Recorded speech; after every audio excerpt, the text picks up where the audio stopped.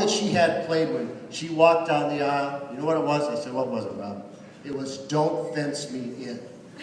He said, can you believe that someone would have the guts to play that when they got married in the 40s?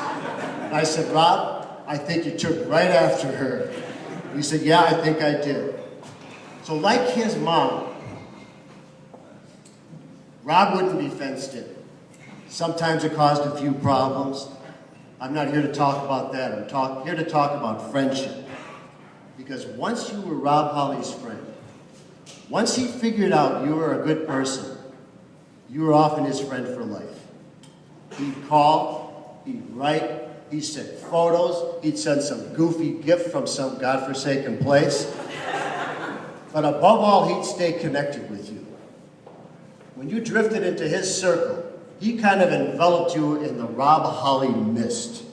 It was laughs and adventures, always laughter. He'd somehow appear in your town, in Madison, in San Jose, in Pennsylvania, and all of a sudden the good times would begin because Rob was there. And this went on for years and years. And he took us all on his magic carpet ride, taking these photos, sending us stories from around the world. I said, man, you're like our personal emissary to exotic places. You're bringing me to places I could never go myself. So when I visited him in October, I said, Rob, I heard that you had helped a lot of people in New York get their start. What about that? He said, well, yeah, I gave some people some money. I gave some people their start. But it ain't all about that. I took people out and I said, this is the truck you gotta buy. This is what you gotta do with insurance. This is how you've got to deal with the crazy rules and regulations. He said, I took time for these people because it isn't enough to give somebody money to make it in this business. They'll go down in flames.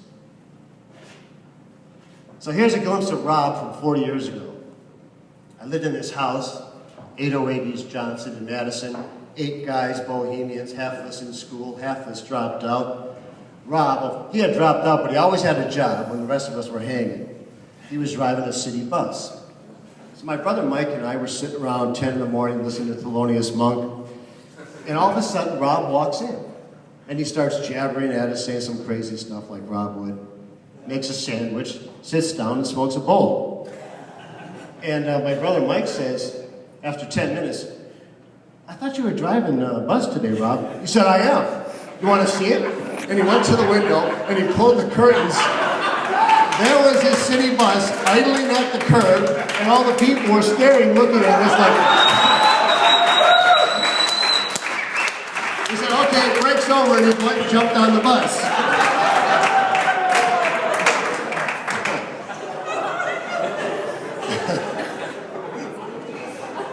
Sometimes you'd be walking down the street, and all of a sudden the bus would stop the door. Get in, man! He would stop the bus for you, right, walking down the street. Now, if you knew Rob at all, you knew he was definitely not a fan of organized religion. But he loved visiting temples, churches, and shrines and taking photos of them. And so at his core, I always thought he was a deeply spiritual person because he believed in the spirit of people. And I was talking to his friend, Andy Langer, and she was going through chemo last spring when Rob was going through Israel and Ethiopia. And she said, he wrote to her and said, I'm speaking to rabbis, I'm lighting candles at all the shrines, and I'm bribing the shamans to say prayers for you. And she said, somehow it worked. Now on the same trip, I was working at my job in Northern California, and I got a box. It was from, I think it was from Bethlehem. And I thought, wow, what did Rob say? And I opened it up. It was an actual wooden crown of thorns that they sell in the tourist shops. And Rob had a little note. He said, I found a new hat for you. A guy named the Anointed One was going to use it. But when he saw it would be a painful fit, he took it off to heaven. I hope it fits you. Love, Rob. Now that's the Rob Holly spiritual combo pack right there. I just want to give you one little story now. And In the 90s, when he was building his business, he was very stressed out, high blood pressure, pretty short with people. And I introduced a friend of mine to Rob. And he was kind of poking at me and being very brusque. And my buddy said, what's the problem with that guy? I mean, what's the deal with him? Why are you his friend? And I said, I'll tell you why I'm his friend. When I was living in San Francisco in the late 80s, I was struggling, I was broke. I came back to Madison for Christmas. And during that visit, Rob was there and his mother died. So I delayed my flight back. And they had the ceremony in a little wooden country church in his hometown of McFarland. Afterwards, Rob came out in his suit, and he was joking and laughing and kidding us as if nothing was wrong. And he didn't fool me one bit, because we knew he was hurt because he loved his mom. So I said, you know, Rob, I gotta go. I gotta take a flight back to San Francisco. And he said, yeah. Well, thanks for staying. Thanks for staying. It meant a lot to me, man. And I said, you know, Rob, I'd always come for you, because I know you'd come for me. So he shook my hand and he gave me this envelope. He said, don't look at it. Don't look at this until you get on the plane. So I got on the plane and I opened this envelope and there was $500 bills. So I knew that Rob, on the day his mom died, thought to help out a friend in need. And it just killed me. It just made me cry.